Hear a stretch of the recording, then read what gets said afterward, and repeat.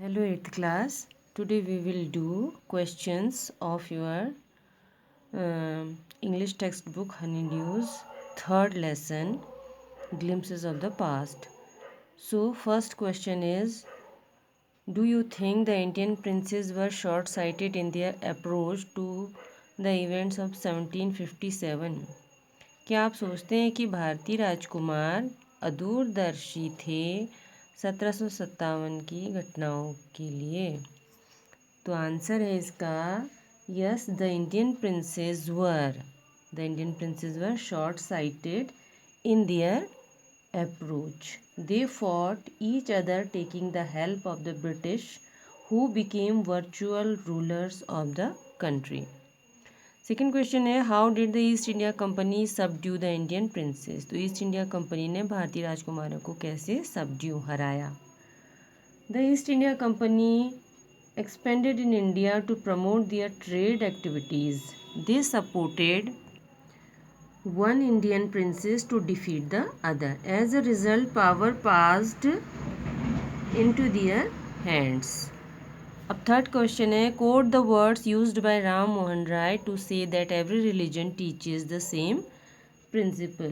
तो इसका आंसर है, the word of Ram Mohan Roy were cows are of different colors but the color of their milk is the same. Different teachers have different opinions but the essence of every religion is the same. Fourth question, in what ways did the British officers exploit Indians? तो किस तरह से British अधिकारियों ने भारतीयों का शोषण किया?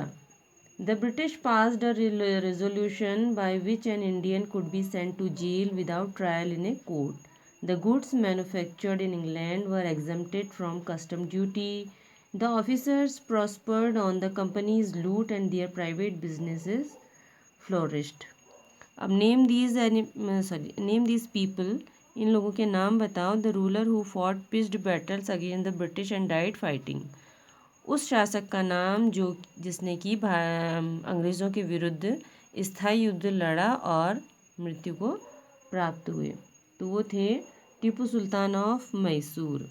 The person who wanted to reform the society, वो व्यक्ति जो कि समाज को संगठित करना चाहते थे, वो थे Raja Ram Mohan Roy of Bengal. The person who recommended the introduction of English education in India, वो व्यक्ति जो कि भारत में अंग्रेजी शिक्षा को जिन्होंने परिचित कराया, वो थे Lord Macaulay. Two popular leaders who led the revolt, दो प्रसिद्ध नेता जिन्होंने कि विद्रोह का नेतृत्व किया, वो थे पेशवा नाना साहब और कुंवर सिंह. अब है मेंशन द फॉलोइंग, निम्नलिखित को बताइए. Two examples of social practices prevailing then. तो समाज में उस समय जो सामाजिक व्यवहार में जो दो उदाहरण प्रचलित थे, वो थे अनटचेबिलिटी एंड चाइल्ड मैरिज, छुआछूत और बाल विवाह. Two oppressive policies of the British, ब्रिटिशों की दो दमनकारी नीतियाँ थीं. The British masters allowed imports in India free of duty while farmers were taxed heavily.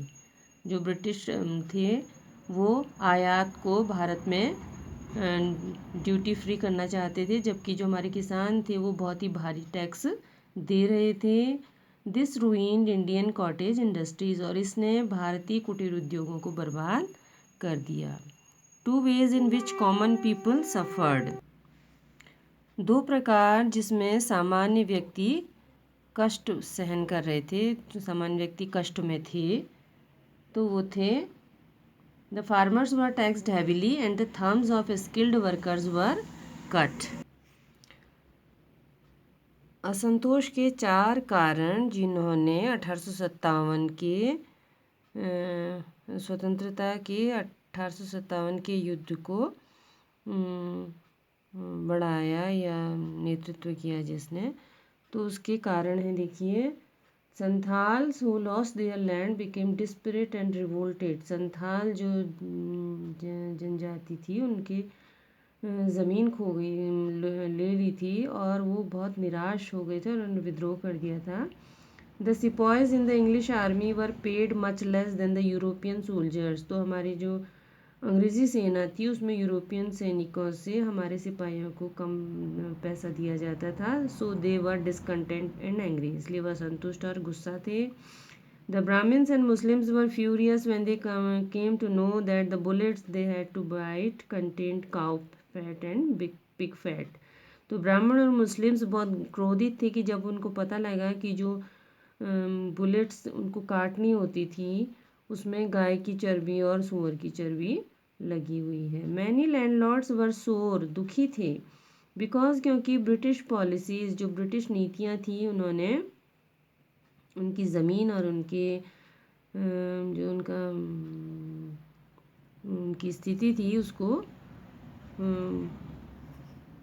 ख़राब कर दिया था। तो ये हमारे क्वेश्चन आंसर्स हैं। और उसके बाद